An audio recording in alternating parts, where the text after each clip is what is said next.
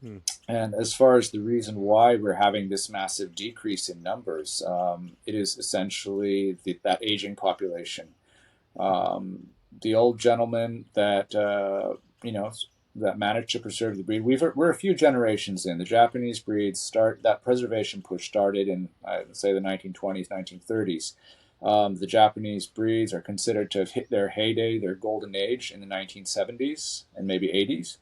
But from there, it's been pretty much downhill. And that's just basically mirroring the Japanese economy and the Japanese aging population. These people that were into preservation and conservation have gotten older, and there was a massive shift in the population from rural areas to urban areas.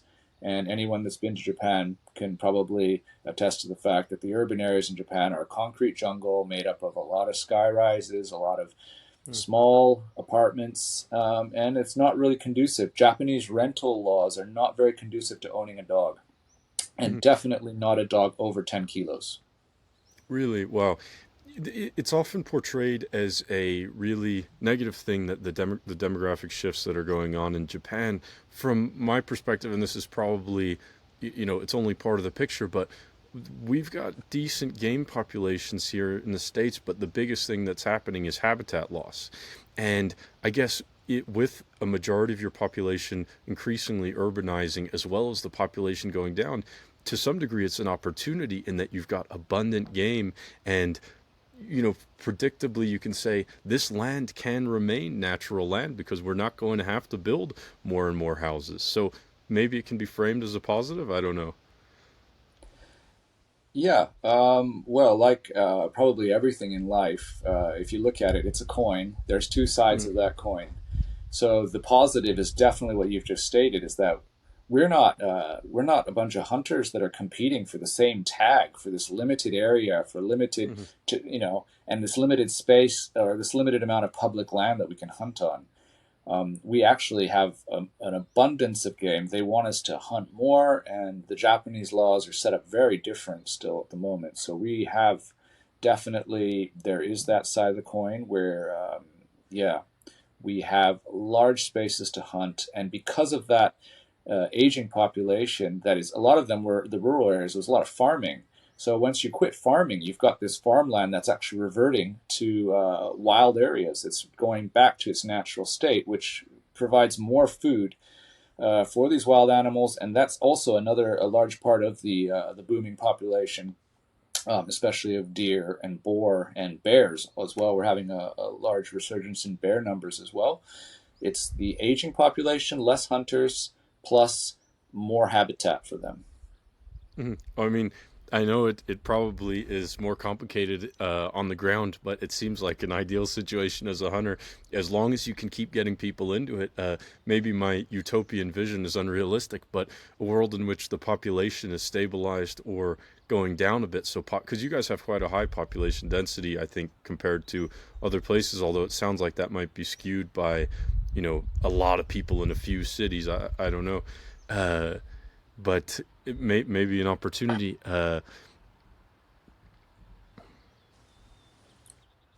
There definitely is. We do have that high density, especially population density, especially in the cities. And we're going to have a massive population decline. I forget what the exact number was, but by 2050, we're going to lose a good probably fourth of the population or fifth or something. It was quite an insane number that we're losing. Mhm, But like you said, it does. We do have to start questioning this idea that populations need to keep growing. mhm, I think, like what you were saying, we do. This sum zero game of finding the right population for the habitat we have is actually something that's quite natural, and we try and do it in wildlife. So if we can manage that a good number, as far as the human population as well, that would be a great thing. The only issue we're seeing in Japan is if we have a large senior population, we don't have enough workers to keep everything going, to keep society functional, essentially. Hmm. It sounds like you've got plenty of access to land. What's the situation of land ownership in your area and in Japan? Are you on Shikoku? No, I'm actually about 100 some miles away from Tokyo. Hmm. And there's a peninsula called the Boso Peninsula. It's a Chiba Prefecture. That's where I'm located. So it's about an hour and a half, well, let's say a 2 hour drive into Tokyo.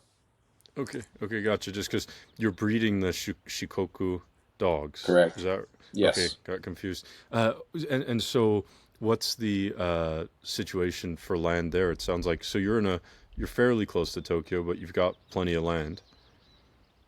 Yeah. So there is, because of that shift towards urban areas, we do have a lot of land available. But in Japan, we do have these slightly different land laws, and we do have issues with the well, I guess the mountainous areas, for instance, because when Japan came out of like essentially the feudal area and went straight into the industrialized world, a lot of the local mountains were owned by the community, by the local village. So they just put everybody's name onto like the deed. Hmm. So what happens there is that when one person on that deed dies, and because of Japanese inheritance law, sometimes you have a deed for some mountainous areas where there's there can be 10, 20, 30 people on it, and half of them are no longer with us. And Hmm. if you can't get that person's stamp of approval, you can't sell that property. Even the other people that own it can't sell it. So it's basically kind of there's a lot of land that's stuck in limbo. uh, the way that this doesn't really affect hunting so much in Japan is that we have a very different system to what I hear is the current status in the U.S. and Europe, where in Japan we're technically allowed to hunt everywhere. That's the basic law we have here. Is Hmm. that we are allowed to hunt on all property, even private property, without permission. Really? From Wow. that, yeah, so from that, the law deducts what we can hunt. Say we're not allowed to hunt on a school grounds. We're not allowed to hunt on temple grounds where there's graveyards, and then also high density urban areas. If there's more than 9 structures within a 200-meter radius of you, you can't hunt. You can't fire your firearm there. And so and of course we've got wildlife protection areas where you're not allowed to hunt, and then we've got areas also that are marked off for non-firearm kind of areas where you can do trapping, but not you can't fire firearms in. Hmm. So because of that, we don't have the issues in the U.S. That you have with access to land. As Hmm. long as the land is not completely 100% fenced off, or if it's cropland, if it doesn't have crops growing on it, you're allowed to go in there. Hmm. Now, because we're Japanese and we're polite and respectful people, if you're hunting on someone's land and the landowner comes and asks you to please leave, we don't sit there and say, legally, we can be here. We'll be like, oh, we're sorry. Okay, we won't Hmm. hunt here anymore, and we'll leave. And so the law kind of works for us. Hmm. And does wow, that's incredible. And does that happen? What is the cultural view of hunting from? It sounds like most people are non-hunters. What is the sort of agricultural rural view of hunters? And is there? I would say in America, there's sort of has been a traditional cultural acceptance of hunting. It sounds like you've got that or more.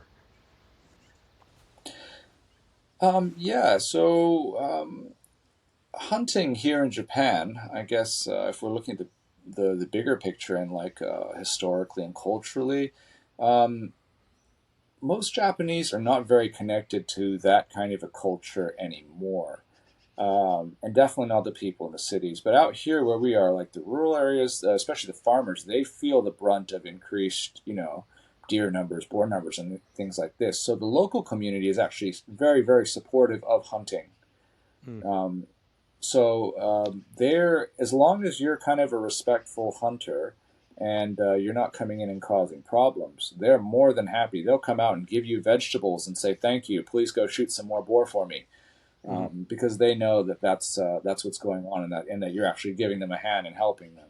And I Mhm. assume it's kind of like that probably in some rural areas in the U.S. as long as you're kind of doing a kind of a public service as well, and that's kind of what it is here now. It's we're doing a public service, wildlife management, and people kind of understand that. I think. Sorry, I don't know if that answers your question, but No, yeah. that's great. That I think that's the first part, which is we do have that here in some places and from some people.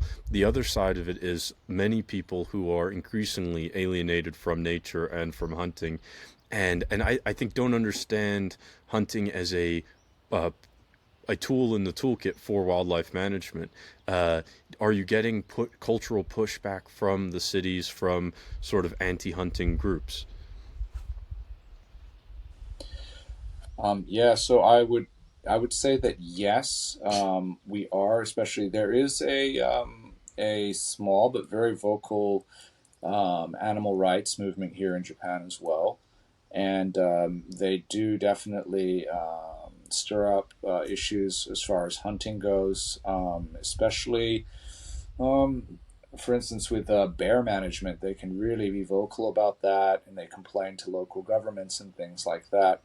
And I think what a large part of the issues that we're coming up against or will come up against in the future that we see coming on the horizon is the fact that when you have a large population that is living in the cities and is very urban, there is that disconnect, like you're saying, from what it's actually like to live out in nature, and that the understanding that people actually have to manage it. Someone has to manage it because we don't. We've lost our apex predators in most of Japan. Here in Chiba Prefecture, we haven't had bears for as I don't know how many generations, but I don't know that we've had bears in the last couple of 100 years here in Chiba. So man essentially needs to be managing the population, and if we're not doing it, it's going to get out of balance. And I think a lot of people are still aware of it, so we're in a pretty good place. But we're trying to be careful as well, and understand that we could reach a point where the majority of the population is not quite as understanding of the need to manage wildlife populations the way we do. Mhm. And what is the? It seems like mostly people are hunting with firearms, from just what I've seen on your various information. Is what is access to firearms like? Is that difficult? Yeah, so I think anyone who's probably heard something about hunting or firearms in Japan is probably aware that firearm ownership in Japan is extremely regulated. It is a difficult, painful process. It's painful to keep them. They don't Mm. make it easy for you. As I like to say, firearm ownership in Japan is not a right, it's a privilege. So unless they feel that you should have it, they will not let you own it. Mm.